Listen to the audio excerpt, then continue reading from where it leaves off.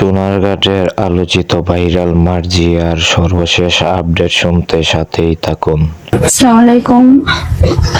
আমি সবার উদ্দেশ্যে এটাই বলতে চাইতেছি, আমি আসছি যে আমার যে স্থানীয় পৌরসভার মেয়র সাহেব উনি, তারপর হচ্ছে সোনারঘাট থানার ওসি, ওনারা আমার গিয়ে আশ্বাস দেন এবং ওই যে আসামি মানে যে বাসুচন্দ্র দেব তার বাবা সহ একটা অঙ্গীকারনামায় সাইন করেন। আবার মেয়র সাহেব সে আমার কথা দিছে গিয়া 1 সপ্তাহের মধ্যে যদি ছেলের হাজির করা হইব আর এটা প্রমাণ করে তোমারে বিয়ে দেওয়া হইব, এই আশাতে তুমি আমাকে বিশ্বাস করতে পারো, ওসি কে বিশ্বাস করতে পারো, আমরা লিখিত দিব তোমারে, তুমি যা প্রমাণ ডকুমেন্টস লাগে কইরা নাও, আমরা কথা দিলাম দেও, তুমি যদি বিশ্বাস করো তাইলে উঠে আসো, আমরা মামলা করব, তোমার সাথে আছি।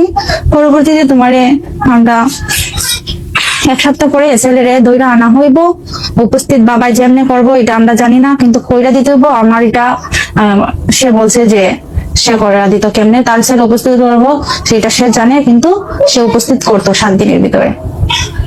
আর তারপরে 7 দিন পরে যদি এটা তারে উপস্থিত না করা হয় তাহলে মেয়র সাহেব সে নিজে গিয়ে বলছেন যে আমার ওই জায়গাতে রেখে আসবেন, আমার অনুষ্ঠান আবার চলবে। ওই দাবিতে প্রশাসন আমাকে বাড়িতে নিয়ে আসেন, তারপরে দিয়ে রাখছেন 7 দিনের টাইম নিয়েছেন ওনারা। এখন আমি আইনের প্রতি শ্রদ্ধাশীল, আর যেহেতু মেয়র সাহেব উনি আমাকে কথা দিয়েছেন, উনি ওনার কথা রাখবেন, সেই বিশ্বাসে আমি আসছি। সে আমাকে বলছে যে আমার বিশ্বাস করতে পারো। এই বিষয় নিয়ে কি থানায় কোনো অভিযোগ করছেন আপনি? এখন থানাতে আমি গতকালকে রাত্রে আসার আগে আমি ওইখানে অভিযোগ করে আসছি, ওরা আসামিকে আনার ব্যবস্থা করবে বলছে।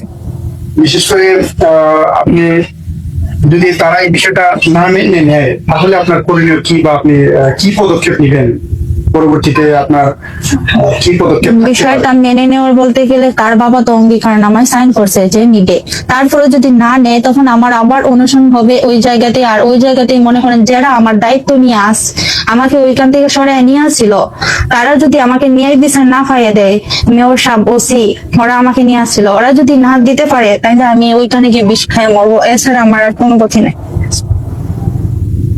তো এখন আপনি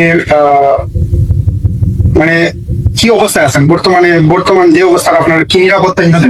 বর্তমানে আমি কোনো নিরাপদ না।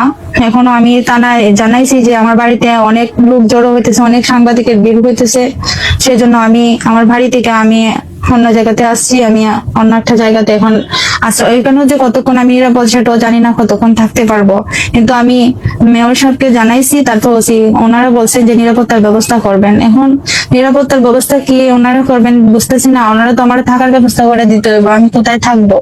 আমি যদি রাস্তাঘাটে থাকি আমার কি নিরাপত্তা হবে?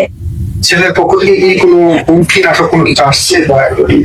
এখন বর্তমানে কোনো হুমকি আসে নাই, কিন্তু ওরা ওইখানে যা হুমকি টুমকি করছে, অনেকে আমার মারি দূর করবে, এটা করবে, যে জোর করে নিয়ে যাইবে, কোনো মামলা করবে না, তোর নামে মিথ্যা অভিযোগ ছড়াইমো যে তুই টাকার লোভে এগুলো করছো। কিন্তু বিশ্বাস করেন আমি কোনো টাকা পয়সা আমি কিছুই চাই না, শুধু আমার সন্তানের স্বীকৃতি, আর আমার স্বীকৃতি দিত এটাই, সে আমারে বলছিল মুসলমান হয়ে স্বীকৃতি দিবে, সেটার জন্য আমি চাই দাবি আমার যে সে মুসলমান হয়ে আমার স্বীকৃতি দেব, আমার সন্তানের স্বীকৃতি দেব।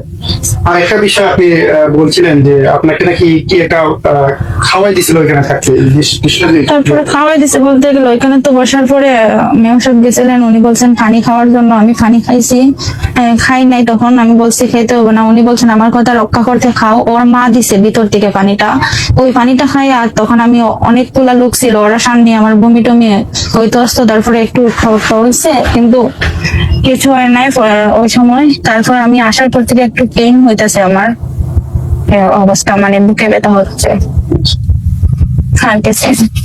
তো আপনার অভিযোগটি থানা থেকে এখনো গতকালকে রাত্রে করেছেন?